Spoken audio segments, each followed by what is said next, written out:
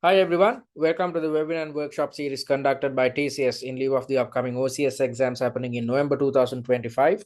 My name is Nick and I'm the lead tutor and evaluator for OCS at TCS. Looking at the session plan, first things first, I'm going to direct your attention towards your E1 syllabus, and then I'm going to take you through one of the mock exams, thereby explaining how to tackle a question to do with one of the conceptual elements covered within your E1 syllabus. And as usual, I will be conducting a Q&A session towards the very end of today's session. And reminding you of the upcoming final workshop, which is going to happen next Sunday at 10 GMT or 10 AM UK, in which I'm going to share last minute tips with you to make sure that you are able to walk into your examination with a high level of positivity. And talking about your E1 syllabus, as I've mentioned earlier in the previous webinars and workshops, there's not a lot of prominence provided towards your E1 syllabus. And looking at the specific areas which can be tested with regards to costing and pricing, your knowledge concerning the CGMA cost transformation model will be tested, especially given the fact that your company, SumTrix, believes in sustainability. So when trying to achieve real sustainability, we will be exposed to additional costs. So it's essential that we manage the benefits of adopting sustainability against its cost. And with the intention of doing that, with the intention of balancing of costs and benefits concerning achievement of sustainability, a company is supposed to implement something called the CGMA cost transformation model. So you need not remember the 6 elements which make up the CGMA cost transformation model. All these 6 pillars will be highlighted as part of a reference material or shared with you at your examination. Your job is to explain each of the 6 pillars of the CGMA cost transformation model. And also your knowledge concerning digital costing will be tested. So costing falls under your P1 syllabus, but when it comes to highlighting the advantages of digital costing, that falls under your E1 syllabus. And also with regards to forecasting, all these forecasting techniques fall under your P1 syllabus. However, limitations of forecasting techniques fall both within your P1 as well as your E1 syllabi. And similarly, in terms of risk and uncertainty, all these risks and uncertainty or risk identification or uncertainty identification tools are tested or covered in your P1 syllabus, and limitations also are covered within your P1 syllabus, but also you see limitations of risk management tools being covered in your E1 syllabus. And in terms of short-term decision making, P1 and E1 elements can be tested. So your knowledge concerning inventory management in terms of what an aggressive approach to inventory management is, as well as what a just-in-time purchasing methodology is. All these things fall under your E1 syllabus. And also your knowledge concerning ethics, CSR, managing redundancies, artificial intelligence and benefits of adopting artificial intelligence within your chosen company, and non-financial factors which should be considered when it comes to decision making are tested in your or covered in your E1 syllabus. So all these elements can be tested. And also with regards to KPIs, your knowledge concerning the ability to suggest non-financial KPIs are tested in your E1 syllabus. So as I mentioned earlier, your in the earlier webinars and workshops, your OCS exam is primarily focused on your P1 and F1 syllabi. There's an extremely low amount of weightage provided towards your E1 syllabus. That's why when you look at this entire document, you can see just 7 or 8 elements which are tested at your examination. So having said that, let's walk into the masterclass. And in today's masterclass, I want to direct your attention towards the training cycle, an area which was tested about 3 years back. Recently, we have not seen this question, but we should not avoid this, especially given the fact that the training cycle is part and parcel of your E1 syllabus. So you're looking at the requirement or the scenario to enhance the quality and manage the costs of our operations.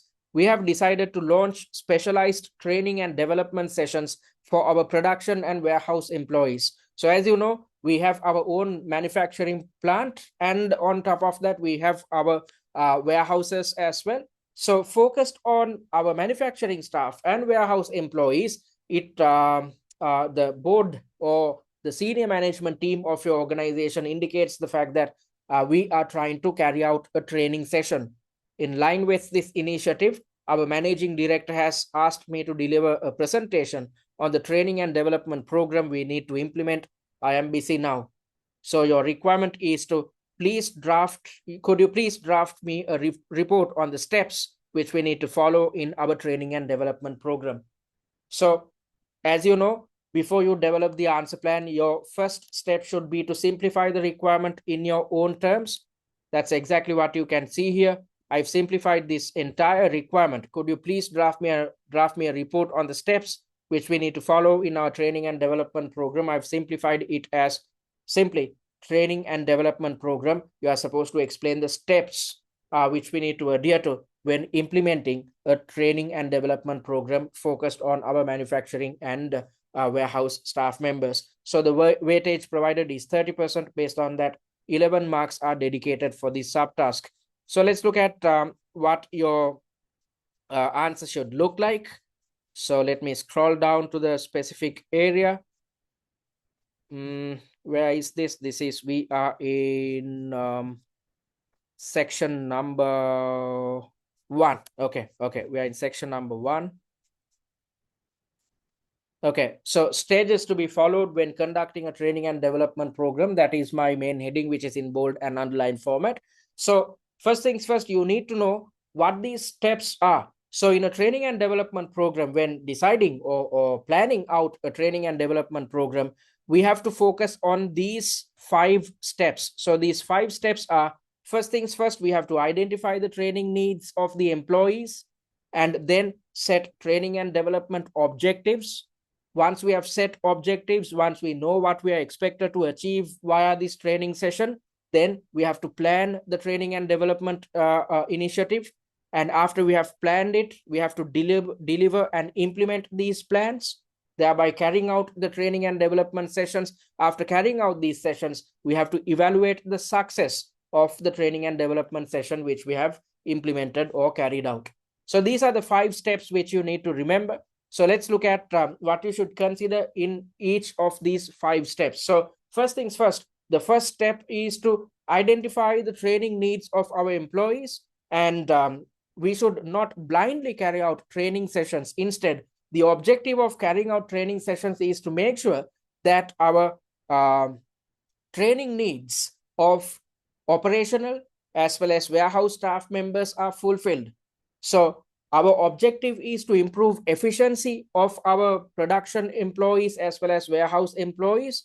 So when trying to do so, we need to identify what type of issues production as well as warehouse employees face at the moment, because these issues are tied to inefficiencies. So by identifying these issues, we are in a position to understand, okay, what we need to do or how we should train our employees so that their efficiency levels improve, so that they know how to avoid inefficient operations. So that is the first step with regards to identifying the training needs, because when working within companies, you would have attended training sessions in which generic information is shared with you, which makes absolutely no sense. Training sessions should be designed with the prime intention of identifying the training needs of employees with the intention of avoiding issues which we see at the moment. So that's the first step. After we have identified the training needs, then we have to set the training and development objectives.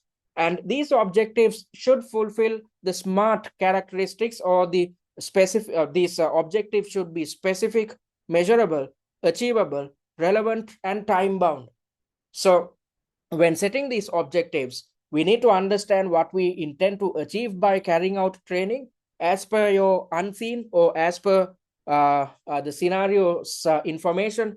We are trying to achieve efficiency in production and warehousing operations. So that should be our objective. So we need to come up with a certain training and development objective which fulfills the SMART characteristics, which could be something like reducing wastage within production and warehousing by 10% in the upcoming 6 months. So something like that will fulfill the SMART characteristics. And when we have set an objective, when we know what we are expected to achieve, then we have to direct our attention towards planning.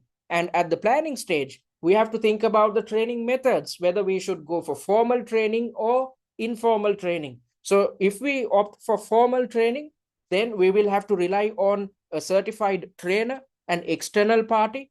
That is usually the case. And on top of that, when we are conducting formal training, our employees might have to go for external training or attend external training sessions. They will have to, use the facilities of a training provider. And on the other hand, we can opt for informal training as well, which is also known as on-the-job training, in which we'd identify senior employees who are well versed with how efficiently we should conduct our operations. And these senior employees operate as mentors, thereby sharing their skill set, sharing their experience with younger employees, and via these informal methods, we can ensure that all employees understand how to avoid inefficient operations, both within our production department as well as our warehouses. So we have to think about whether we should opt for formal or informal training. And formal training, as opposed to informal training, is going to be a bit expensive because we are reliant on expert third parties. And also we have to think about the location. So if we are going for formal training, then we'd have to move, we'd have to ensure that our employees attend a training facility, attend training sessions within a training facility. Whereas if we opt for informal training, we can conduct them within our warehouses itself or within our production facility.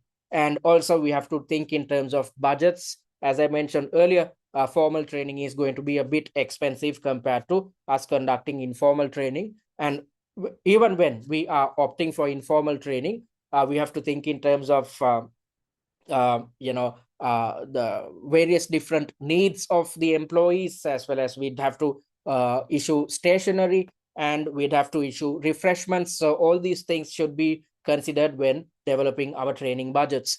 So after we have planned out the training initiative, then we have to focus our attention towards delivery or implementing these plans. So if we opted for formal training, then we might have to go for external delivery. Or if we opted for informal training, then we can conduct training sessions in-house within our production facility or within our warehouses. And when whilst delivering or implementing these plans, we have to see whether we are achieving our training and development objectives. So as the second step, we were expected to set the training and development objectives, or in other terms, explain what we intend to achieve as a company by conducting these training sessions. So whilst the training sessions are being delivered, we have to keep tabs about, usually the HR department is supposed to do this.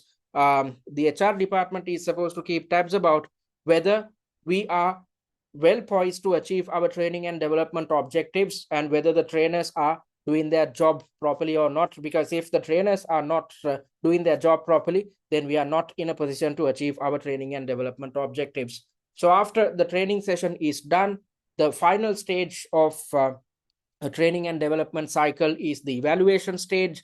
In this stage, we have to see whether we were successful in teaching something or sharing some experience with our employees with the intention of achieving our training and development objectives. So with this in mind, we have to seek feedback from trainers to see or to identify about their own experience about the training session, to gain an understanding of whether the participants actually gain something as per the trainer's understanding. So we have to think in terms of the trainer's view, as well as we have to ask our employees or seek feedback from our attendees or our employees to see whether they liked the training session or whether they gained something out of the training session, because this feedback will be extremely beneficial for us when conducting future training sessions, because then we can identify whether the trainers did their job properly, whether the employees actually gained something out of the training sessions.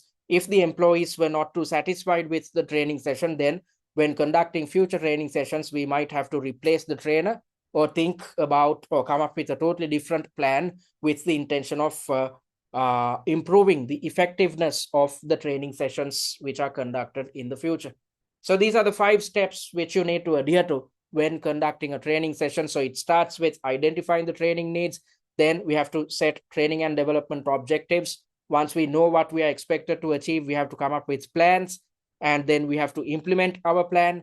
After we have implemented our plan, we have to evaluate and see whether by conducting the training and development session, whether we achieved or whether we are well poised to achieve our training and development objectives. All right, so once you have developed this type of an answer plan, then you have to finalize your answer in paragraph form. So when it comes to planning your answer, it should look something like this. So this is an easily understandable structure in which you are thinking about what type of points you need to include in your answer. And towards the very end of your section or of each section, as per our answering technique, you are supposed to develop a paragraph per answer point, thereby finalizing your answer. So this is what your final answer should look like. All right, this should be your final answer, should be in paragraph form. Okay, so that's what I wanted to highlight in today's masterclass, thereby directing your attention towards the training cycle. So having said that, let me quickly tell you what we offer at TCS. So I'm on the OCS page. If you are yet to create a free user account, click on this button and create one. Once you have created a free user account, you'd gain access to our student dashboard, via which you can gain access to the videos of the weekly webinars and workshops we conduct. Under the study material tab, you'd gain access to the answer plan of the mini mock exam, the pre-seen mind map, and the syllabus coverage document. Under the mocks tab, you'd gain access to the questions and suggested answers of our mock exam 1. And via the exams tab, you have the opportunity of attempting mock 1 under exam conditions in its entirety via TCS's exam platform. As you know, we have developed an exam platform which is the exact replica of the Pearson VUE system on which you'd attempt your real examination. So you have the opportunity of, even without investing on our study resources, you have the opportunity of attempting mock number 1, which is the best way to practice your answering, time management, and stress management techniques under exam conditions. So make use of these free resources on offer. And if you're interested in investing on our paid content, click on this button and check our sample material before you do so. And if you are yet to join our OCS WhatsApp discussion forum, click on this button and join it. And talking about the 2 packages on offer, we are offering the essential course as well as the value course. The essential course is designed for those who have completed their OTQ exam. So since you have already learned your theory, it simply comes down to improving your application skills, because as you know, the OCS exam is theory heavy. So if you know your theory already, since you have completed your OTQs, you need not worry about this examination. It's simply a matter of improving your application skills. So under the essential course, you'd gain access to 3 mock exams with suggested answers, because if you practice just 3 mocks, you can easily pass this examination. And also you have hordes of other resources focused on your pre-scene, so that you'd gain a good understanding of what your pre-scene is all about. So the essential course is priced at £99. And talking about the value course, this is intended for those who have failed the exam previously and those who are coming through the exemption routes. So both these sets of students have the same problem.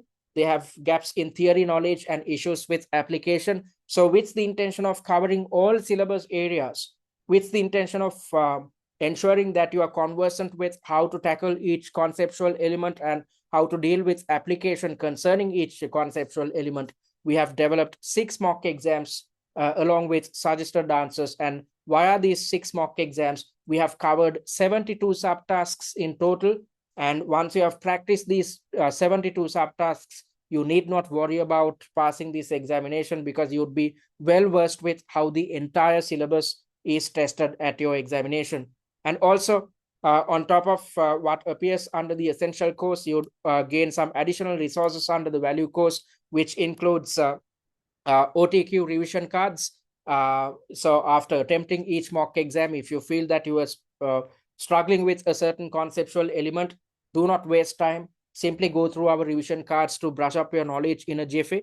And you'd also gain access to the online mock exam platform on which you can attempt all 6 mock exams under exam conditions, which is the best way to fine-tune your answering time management and stress management techniques. And also you gain access to the answer plans of all 6 mock exams. And I conducted today's masterclass thereby taking you through one of the answer plans which we have developed. And you should by now understand the benefit of these answer plans, because rather than having to go through pages and pages of suggested answers and figure out the logic behind each answer, you can easily understand how to structure your answers, how to approach each conceptual element. You can easily understand the logic behind each answer when you go through these 6 answer plans, and it will help you with revision as well. So the value course is priced at just £199. So you can invest on your preferred course by clicking on either of these buttons, and all products are available until the 28th of February 2026. So if you're planning on sitting for the exams happening in Feb, you can invest right now and start your preparations, which gives you some additional time, especially if you're coming through an exemption route or if you had failed previously. This additional amount of time can be dedicated towards revision, with the intention of championing the answering technique, which we have taught in the 3rd webinar.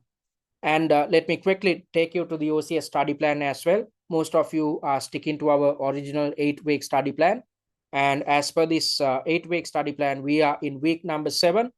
And within this week, similar to the previous weeks, you are supposed to dedicate 7 to 9 hours of study time. And in this week, you are supposed to master mock number 6 or the final mock exam. So attempt mock number 6 under exam conditions via our exam platform. And the intention of attempting the mock under exam conditions should be to practice your answering time management and stress management techniques.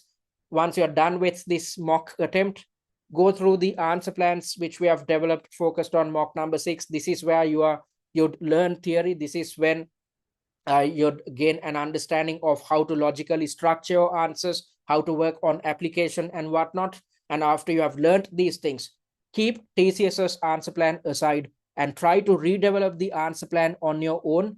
And once you have redeveloped the answer plan, compare your fresh answer plans to TCS's to further refine your understanding about how you should structure your answers. All right. And in the final week, you are not supposed to attempt any mock exams or redevelop answer plans. Instead, it's simply a matter of conducting or being engaged with last-minute preparations. Thereby, you are supposed to simply refer to the answer plans of all 6 mocks. And when you are going through these 6 answer plans, it's as if you are revising the entire syllabus one last time, just 2 or 3 days before your examination, and you are supposed to reread the annotated pre-scene one last time. So in order to achieve all these things, by the end of this week, you should be done with all 6 mock exams. And last week, week before the last, actually, if I'm not mistaken, no, last week, actually, I shared a 3-week study plan with you. And if you are sticking to this 3-week study plan, within this week, you are supposed to attempt mocks 5 and 6. All right. So having said that, I'm happy to say that we achieved a 95% pass rate in the OCS exams, which were conducted in August. And our highest scorer, Darren, ended up scoring 118 marks when the pass mark was just 80. So you can achieve a similar feat if you stick to our study plans and take steps to attempt all 6 mock exams and conduct your revision focused on the same 6 mock exams. So having said that, I'm moving to the Q&A. So I'm going to pause the recording. All right, folks, thank you very much for those questions. I hope I addressed everything. So if you want to contact us, you can do so via our website, which is www.study@tcs.com. So visit our website and click on the contact button. Our admin staff will get in touch with you via email during office hours. Alternatively, you can directly email us at info@study@tcs.com or WhatsApp us on this number if you need instantaneous support. And I urge you guys to follow us on our social media handles, especially YouTube and TikTok, because via YouTube, you'd gain access to the recorded versions of the weekly webinars and workshops we conduct. Via TikTok, you'd gain access to 6 videos, which is a good pre-seen mind map. So on your way to office, for instance, on a daily basis, keep watching these TikToks to constantly keep yourself reminded of the most important points highlighted within the pre-seen.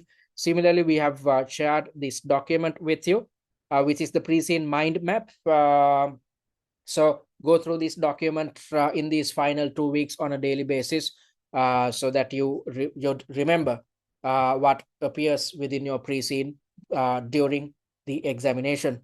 And also, I urge you guys to read our blog post, which we have developed, focused on your company, which is SumTrix, which can be accessed via our website. And having said that, it brings us to the end of the E1 Masterclass. So we are done with the Masterclass sessions. Then I will be conducting the final workshop, in which I'm going to share last minute tips with you next Sunday at the same time, 10 a.m. UK or 10 GMT.